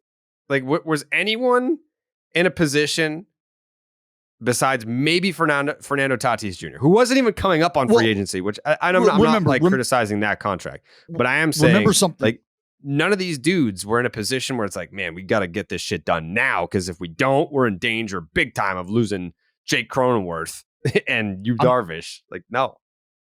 There's almost another built-in luxury tax that ownership in California has to consider, and there's New York as well. But buddy, like the offer, just cut it in half. Everything we're offering you as a San Francisco Giant, Oakland A, Los Angeles Dodger, Anaheim Angel, everything we're offering you, San Diego Padre, is essentially cut in half by Uncle Sam. So you got to come correct. You have to come correct, because the difference you have to make up between an offer from a team who is not going to wear it in the tax bracket is where you have to find that balance. Are we going to have to go 30 or 40 over an annual asking price just to get this guy here because of what he's going to lose in taxes and stuff? So that's always a factor. I'm not telling you that it's a major factor, like it's not 50% of the decision, but there's a point in time in the conversation where you got to go, look, if all things are equal and we're offering him $100 million and somebody else is offering him $100 million and he's on the fence, and we know that location is a big deal, well, our offer might have to be $135 million. It's like, why? Joseph? Well, because we're cutting it in half. Joseph, what's your reaction to this news? For you, Darvish? Yeah. I mean, sucks. For you, it's interesting that you got Shohei going down, you got Roki Sasaki going down, now you got you going down, all basically in like a 2-week period. The three-headed horse of Japan, it's sad. But yeah, I don't know. If you're the Padres, it's like, all right, get it out of the way. Do we really need you right now? We're losing. Well, it's not about right now. It's not Come about back right next now. year, get right. It's absolutely about the future. How many years are left on that deal? 5? Let's see. The San Diego Padres signed Yu Darvish to a 6-year, $108 million contract this past February, replacing the final year of a previous contract. So he is signed through 2028. through his age 42 season. Yeah. So he got $24 million this year. It's weird because next year it's almost like they this contract is super weird. All right. So he makes $24 million this year. He makes $15 million next year, but then it jumps back up to $20 million in 2025. And then it goes back down to 15 in 2026. So is that workaround, like luxury tax shit? I don't even know. It's a possibility. Absolutely. Each and every year, like you write, your books differ. This is who we've got on the books for this much this year, blah, blah, blah, blah, blah. So, all right, hey, here's how we can balance it out, getting under the tax this year as opposed to next year, and you're looking for flexibility from year to year or on a year-to-year basis. This is when you're starting to game plan for the future as a front office. You say, all right, well, this is what we have next year, but the year after. So to the point of the New York Mets, who told Max Scherzer, next year, maybe not quite that competitive. We'd like to be a little more competitive the year after that, though. And so when you think about it from that perspective, you say, all right, well, the team doesn't have the flexibility that they would like to have next year. But the year after that, they don't have quite as much money on the books, and there is a little room for them to maneuver. That's why you do that. Yeah. I mean, I've definitely seen contracts structured to where, like, if player X has surgery Y performed in between years, 1 and 3, then the salary goes down to this. But I mean, he hasn't had a surgery. Well, think about the Correa contract, right? If there's any time spent on the injured list with this injury, specifically this ankle, then here's what we got. Yeah, but this is just not that. Like, this is just structured that way. 24, 15, 20, 15, 14, 14. Weird deal. Anyways, I don't want to spend a ton of time on you, Darvish. It's just something of note to kind of put an exclamation point on the fact that was a very bizarre deal to make. But buying tickets to your favorite event should not be stressful. Game Time is the fast and easy way to buy tickets for all the sports, music, comedy, and theater near you. With killer deals on last-minute tickets and their best price guarantee, you can stop stressing over the tickets and start getting hyped for all the fun that you'll have. I was at Fenway Park last night. I'm not going to say with who, because someone is going to make a comment that'll really piss me off on a day where I got to be in a good mood because we got a long day. We got a long day today. But last night at Fenway Park with three individuals, really enjoyed their company. Had a little dinner before the game. Got to watch the Red Sox lose to the Astros again. Great night. Rained in the 9th inning, but it's okay because we recovered because we had excellent seats thanks to the Game Time app. So shout out to them. Forget planning months in advance. Game Time has deals on tickets right up to the day of the event. Get exclusive flash deals on tickets for football, basketball, baseball, concerts, comedy, theater, and more. The Game Time guarantee means that you'll always get the best price. If you find tickets in the same section and row for less, Game Time will credit you 110% of the difference.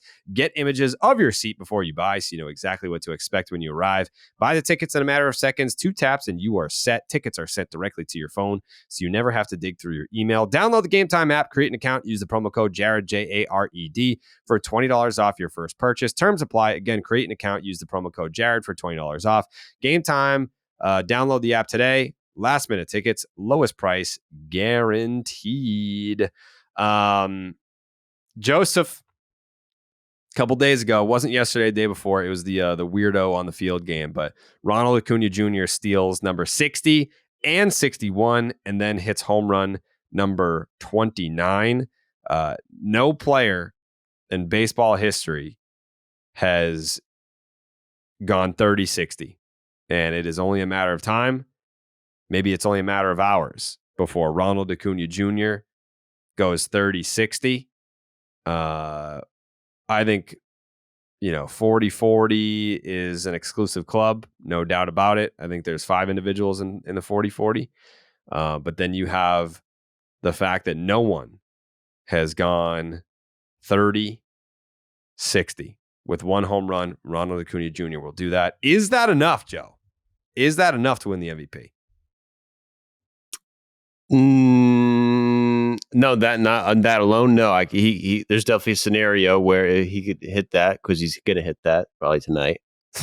That he doesn't win the MVP. I still think he's going to win the MVP because I mean, it's just deja vu all over again. A player gets hot for 2 weeks, they get up to his numbers, and then they cool down. I mean, Mookie's been hot since like the end of May. Mookie, by the way, has passed Acuña in FWAR. Yeah, I'm aware that Mookie is really good and has been hot, but it's like he won Player of the Week last week, and that's why he's up on the top of the player boards for WAR. Same thing as Corbin Carroll back in May. Same thing as Freddie Freeman a couple weeks ago. Acuña, slow and steady wins the race, has been playing at the same elite level the entire year. So that's good. We saw that. Everyone starts talking about Mookie all of a sudden on Sunday. Acuña comes back on Monday, gets two guys trying to take a selfie on the field and try to kill him, and two security guards try to sabotage him by tackling the guy, hailing on him, and then that was and then a good guy still tries to take the selfie, good guy, and hits like 4 hits, double, homer, 2 steals, 4 runs, 5 RBIs. Like,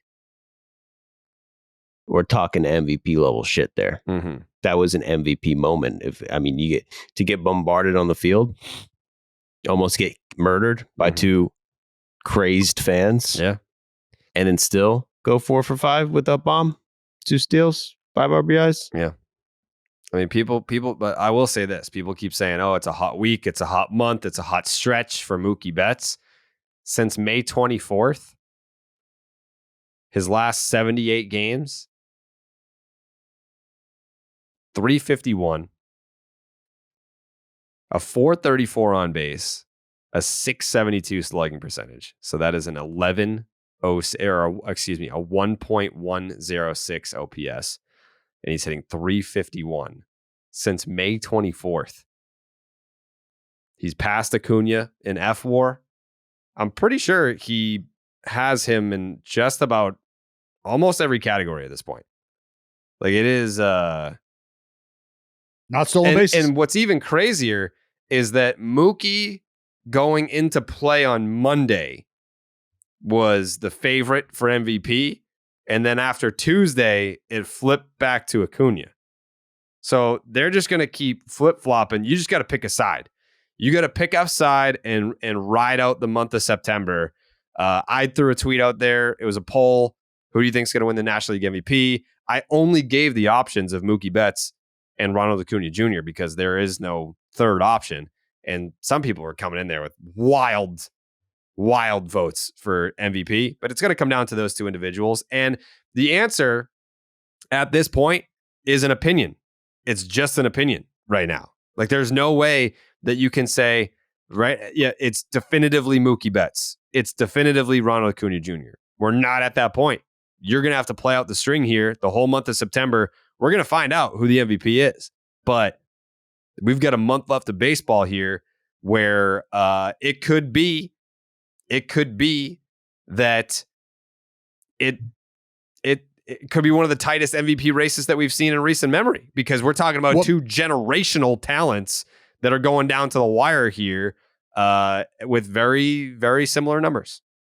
What makes this interesting, what should capture your attention is the state of both of their teams. Both of these guys are at the top of their division. Both of these guys are going to sail right into October. So the narrative both of these guys about are at the top of their divisions. Both of these guys are at the top of their lineups. So they're going to get plenty of plate appearances too. But what will not be part of the narrative that I think at times, especially if you look to last year, is one of these guys going to put their team on their back and carry them into the postseason? That's not even a topic of conversation. So then if that has been something that has played such a massive role in that decision when it's a close race, where do you start to go here? If right now the season were to end and there is no correct answer based on the statistics and both teams are going to the postseason, then how do you split the hairs? Where do you decide that one player is more valuable than the other? If the idea of him being more valuable to his team isn't something that you can necessarily discuss because both teams going to the postseason. And would you argue or could you say that both teams, even without these players, would be going to the postseason? Because the Atlanta Braves needed Ronald Acuña Jr. to not be there to win the World Series. That's what happened. And now Mookie Betts spearheading the Dodgers effort into October. Ronald Acuña Jr. doing things historically the game has never seen, but both teams headed to October. And it's not because and solely because of each one of those guys. So then how that's do why we I think define that Acuña's I can think Acuña's going to win it because if they have similar numbers, you got to say, well, one player is Mookie Betts, great player. The other player did something that's literally never happened in history. Mm-hmm. Then you go with Ronald Acuña because he's done something that's literally never happened. But it's also interesting debate because you look at these guys and you talk about these crazy stats, WAR, offensive WAR, base running, however they measure base running. It's like somehow like Freddie Freeman's a better base runner than Acuña, according to the base running stat that goes into WAR for whatever, even though he leads the league in 61 steals. Well, I mean, what is that? It's taking into account first to thirds, right? I have no idea. It's just it's insanity to think like that's where I look at that whole. I just say that out loud again, Joe.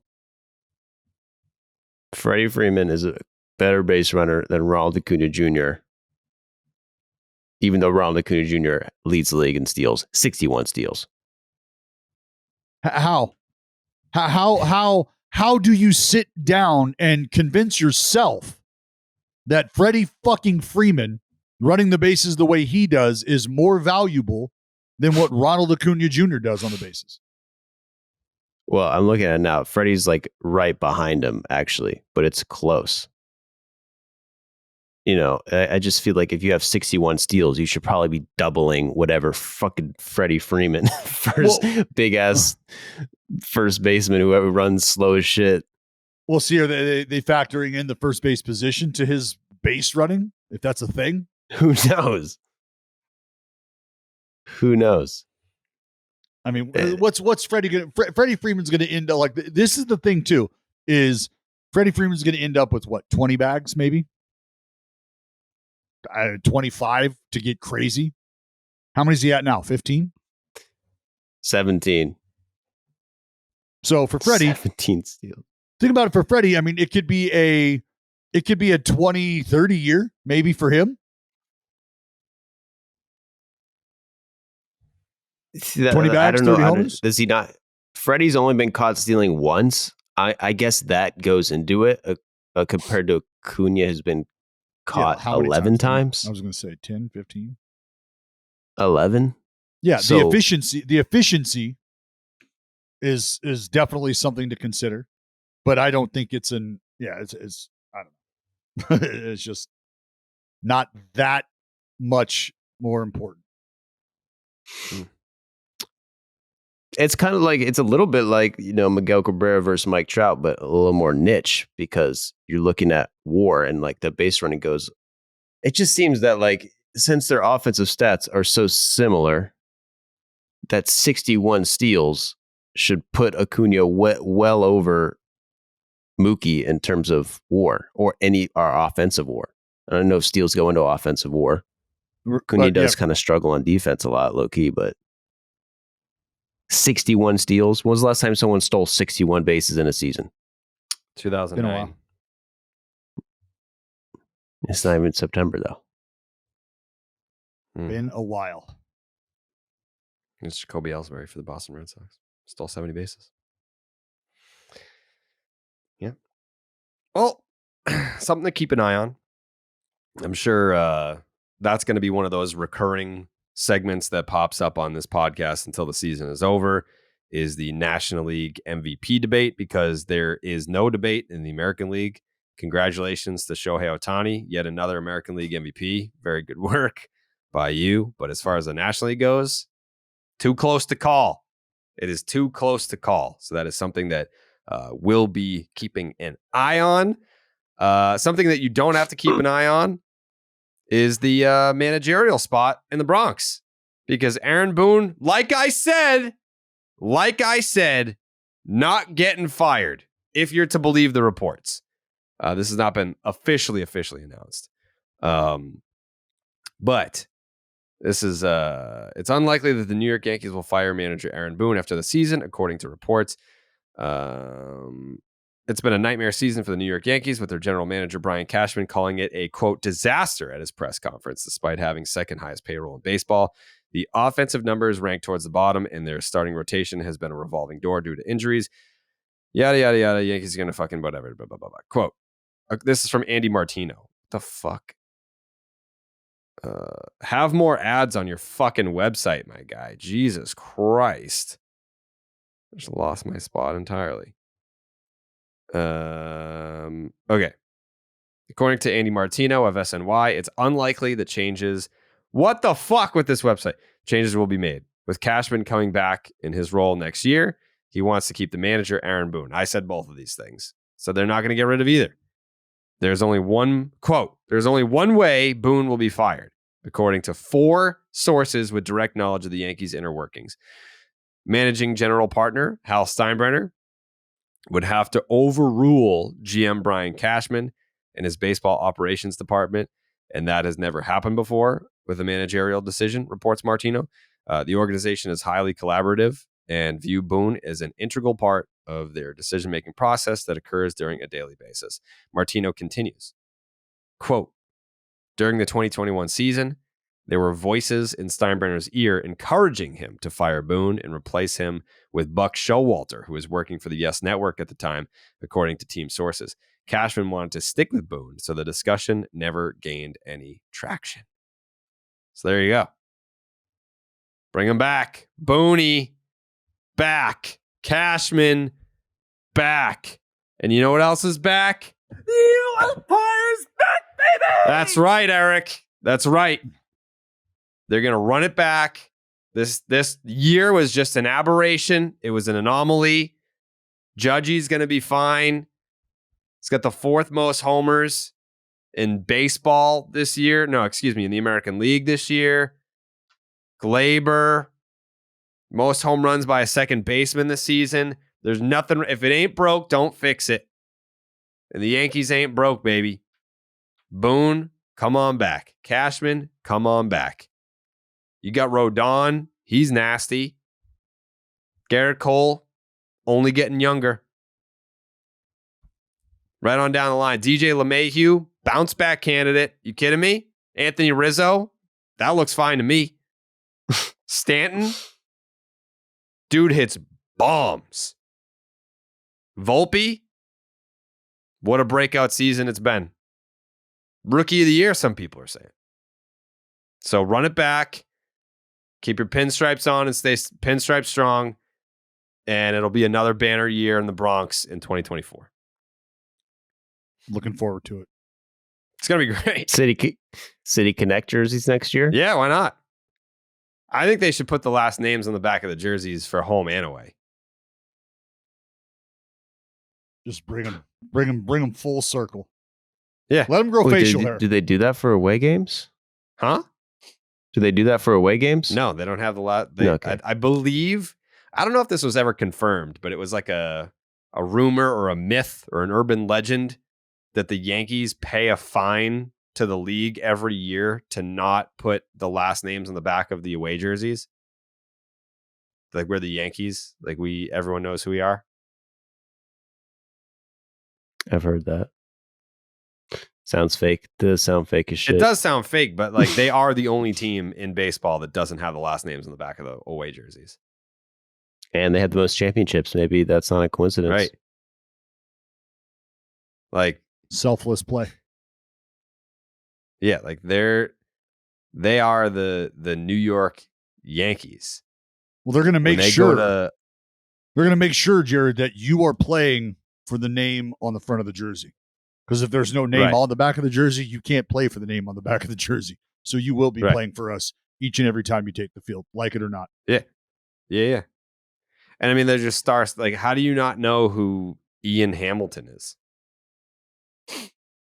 Like when you're out there playing in Milwaukee, how do you not know who Ben Rortvetter is? You know who that is? Ben Rortvert? Yeah. Rortvert. How do you not know who that is? You know? How about you know, when you're out there, maybe you're in the south side of Chicago, and then number 76 comes trotting out of the bullpen. You're like, I don't need a last name on the back of that jersey to know that that's Johnny Burrito. How do you not know that? So, I apologize to any Yankee Yanks. fans that are listening right now. Yeah. Sorry. Hang with them. Hang with them. Tough one. You'll be back next year. No doubt about it. No doubt about it. Now, what did I do wrong? What did I see wrong? Nothing. You got this. They'll be fine. Couple of things before we get out of here. All right, guys, we're in the heat of the summer. You need a great pair of shades that you don't have to baby. Knock Around Sunglasses is the go-to for quality polarized shades that won't break the bank. Plus, they just released their first set of teams for their official MLB collection, including the Red Sox and the Yankees. Right, Yankee fans. So you want to show up to the Bronx Zoo next October, where the Yankees will be playing playoff games. Brian Cashman, Aaron Boone, they'll be there, and you will be too, with your Knock Around Yankees official sunglasses, as well as U.S. official women's soccer team sunglasses. So you can add a little something extra to your game day outfit for this summer's big games. Don't be the person that's squinting into the sun or worried about getting sand on their overpriced sunglasses. Check out knockaround.com for great looking polarized shades, starting at just $28. Use the promo code ROCKET, and that'll get you free shipping on your order. One last note from me, Tony Gonsolin. TJ. I can't remember who it was against, but I remember watching, maybe it was the Marlins. That sound right? Tony Gonsolin was pitching against, let's just say it was the Marlins, getting teed off on. And I'm watching this game, and I'm like, why the fuck is Dave Roberts leaving Tony out there to die? Like, what the fuck, man? And comes and gets him, and then we find out he's hurt. And now it was announced by the Dodgers, Tony Gonsolin will have right elbow reconstruction surgery on September 1st. That's a big blow when you're already down a Dustin May, you're down a Walker Buehler. Like the fact that I don't know what demon magic the Dodgers cook up out there in LA, but any team that loses three of their best starting pitchers. I mean, look at Tampa too. I guess you can give a tip of the cap to the Tampa Bay Rays, but the Rays are not in first place. The Rays, they're playing good ball as of late. They've won 3 straight. They've won 8 out of 10. Tip of the cap to the Rays for not letting their starting pitching woes humble them. The Dodgers have a 13.5 game lead over the San Francisco Giants in the NL West, and they have lost 3 front end starting pitchers. And they just keep on chugging along. They are the fucking Dodgers. They have also won 3 straight, 8 of 10, and they are 82-49. No one is going to touch them in the NL West yet again. And here we go. But I had to point out the Tony Gonsolin elbow reconstruction surgery. That sucks for him. All-star this year, I believe, right? Mm-hmm. I think so. All-star. I know he was an all-star last year because I think he got teed off on in the all-star game, but big blow for the Dodgers, and unsurprisingly, I think that they will just continue to be the Dodgers, which means that they will win at a pace that most other teams can only dream of winning at. Final thoughts here on this Wednesday episode. Joseph? Well, I do lead the team in parlay picks. That's final thought. You're tied tell for me I'm wrong. first. Tied for first. I just looked it up Tied for and first? I misspoke. I am in first place, sitting alone with, I believe, 7 or 8 wins. So you don't even. Well, hold on. So how you do just. how do you how have can a you look it definitive up and answer, be but like, you I don't have have a 7 or definitive 8 answer? or 9? I don't. Yeah. How did you look it up and not know for sure? Well, thanks for asking, because now you give me another chance to look it up and be right again. So I have 1, 2, 3, 4, 5, 6, 7, 8 wins, baby. Woo! Jared, you only have 7. Wait, no. Inconclusive. This dude has no fucking protest. idea. 1, 2, 3, No, 8. no. So no, doesn't. 1, 2, Nope. 3, 4, 5, 6, 7. Oh, me and Jared are tied. Nope. All right, good. We got to the bottom of that. Me and Jared are tied. Nope. Dallas is in last. That's all right. Like, still, that's it's a not team effort. That's not. No, true. we're just trying to win as a team. Yeah, we're trying to win. Obviously it's a lot better to be first, me and Jared, than being last, like Jay and Dallas. Obviously, you'd rather be in first, but goal is that we're all in first. Right now, we're all in last. Yeah, my account tells me I'm making great picks. I can tell that. Yeah, I don't know if that's true because you. It's true. Make great picks for the parlay. Yeah. The account that I'm able to put my picks in on. Absolutely. Dallas, any final thoughts here today? I touched on it earlier, but congratulations to Clayton Kershaw tying Don Drysdale. Second all-time on the Dodgers win list with 209, chasing down Don Sutton, who is in first place on that all-time Dodger win leaderboard with 233 victories. I would love to see Clayton Kershaw's name at the top of that list when it's all said and done. So if he can muster up 3 more seasons, I think there's a shot that he gets there. And Mookie Betts last night hit his career-tying 36th home run, and it's as far as I'm concerned. If we look at it's still August. August. Mm-hmm. Congratulations to Mookie Betts, who also, in 26 games in this month of August, he has 17 multi-hit games. It's pretty good. Part of that MVP effort, chasing down Ronnie. Mookie. How can you chase down Ronnie, the fastest guy in the league? Not even close. The irony. And shout out to Corbin Carroll, who, in Kershaw's historic effort, hit a homer off the big left-hander's curveball. Yeah. I know there's a number out there for how many times that's happened, but Corbin Carroll has now added to it. Wow. How about, speaking of the Dodgers pitchers, Lance Lynn, 2.03 ERA on the Dodgers compared to a 6+ with the White Sox. It's almost like I knew. It's almost like I knew exactly what Lance Lynn was thinking and feeling the minute that he got traded. I told you. Now he's got something to pitch for. Now you're going to see the animal, and that's exactly what you've gotten from Lance motherfucking Lynn. Mass equals gas, baby. Wow. Yeah, he's massive. I guess the Dodgers just said, "Hey, don't throw the cutter anymore. Stop throwing the cutters, more fastballs," and now he's the best pitcher in the league. Love it.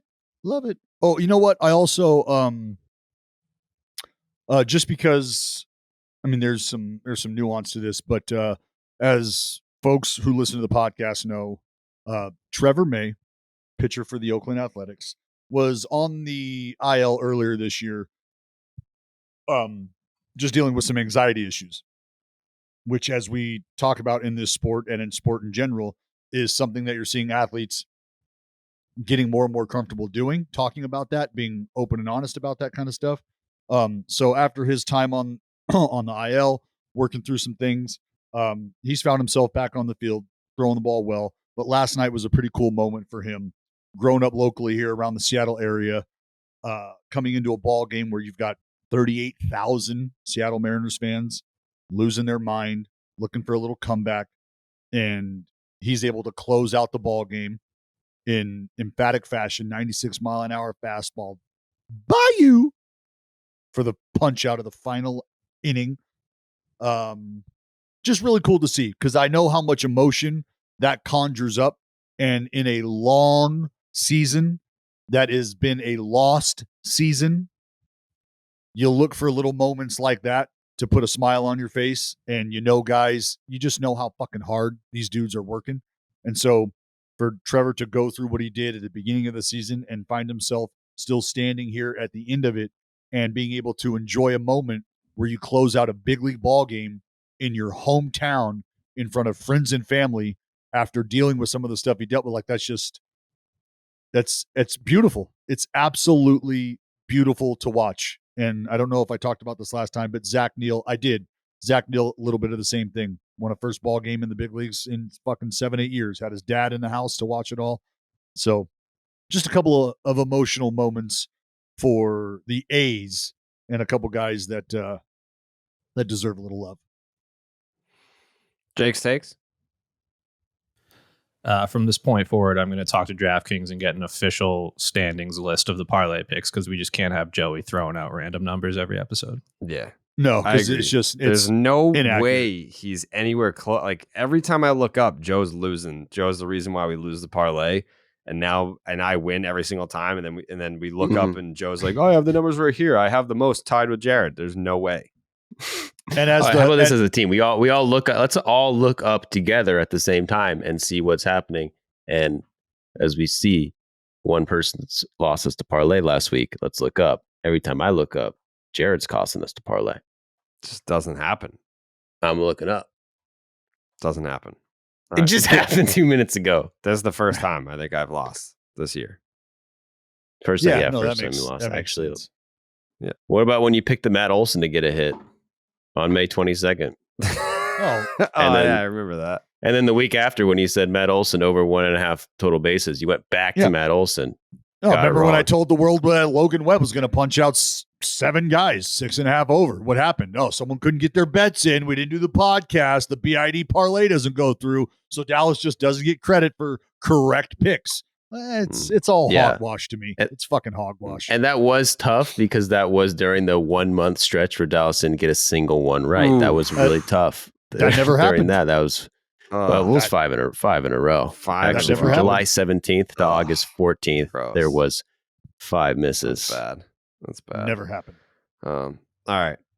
We'll be back tomorrow for the Thursday and final episode of the week of Baseball is Dead. If you're watching on YouTube, thanks for watching. If you're listening on Spotify, iTunes, wherever you get your podcast, thank you for listening. We'll have a full roster back here on a Thursday. Maybe we'll do some Twitter questions for Thursday. Maybe we'll do some Twitter question Thursday episode. That'll be cool. To kind of maybe you should open the Halos, open the fan lines for the Halos. That's maybe something we should think about. I agree. Yes, but also like the voicemails are kind of like to save a season. I don't think that they can be saved at this point, Dallas. I think the body's cold. It's to save their mental health. I just care about Halos fans. They're decent people. Right. They're decent people. And I want them to have a platform to be able to get this off their chest. I couldn't imagine not being able to share some of the emotion that these folks are feeling right now. Yeah. I mean, put it this way. When the Yankees were really kind of struggling, like they had like that 9-game losing streak or whatever, could we have opened up the phone lines for Yankee fans? Absolutely. Was I going to do that? No. It was basically like being on the Carpathia and I have all this room up here. It's nice and warm on the deck. And then you just got all these Yankee fans swimming in the ocean, getting hypothermia. And I'm just like, man, I don't know. I don't know if we have like a ladder that we can get down there or anything like that. And I'm just standing next to this long rope ladder. The ladder would freeze and then we wouldn't be able to pull back up. Yeah. What if we drop the ladder and now we don't have a ladder? Like I can't risk that. I can't have that. How would we get off the warm boat? Right. Yeah. With all this food and blankets and I don't know. A ladder to walk down. Right. So that's to me what the voicemails are for. But I guess, if we're not saving the season for the Angels, we can save the mental health of the Angels fan base. All right. Yeah. Maybe we'll do some Angels voicemails tomorrow and we will do some Twitter questions from we officially calling them Gravediggers because I like that name. The Gravediggers. Yeah, I think that's that's the name that they settled on themselves a while ago, wasn't it? Okay. All right. Yeah, we'll open up the voicemails and we'll do some Twitter questions for the Thursday episode of baseball is dead, which, and I'm sorry, Dallas, is another early one because I have the doctor's appointment tomorrow to get the fluid that's been in my eardrum for the last year and a half. Tomorrow might be the day that they get it out. Well, Dallas is traveling, so let's hope things work out. Yeah, let's hope things work out. All right, we'll be back tomorrow. See you then. We go.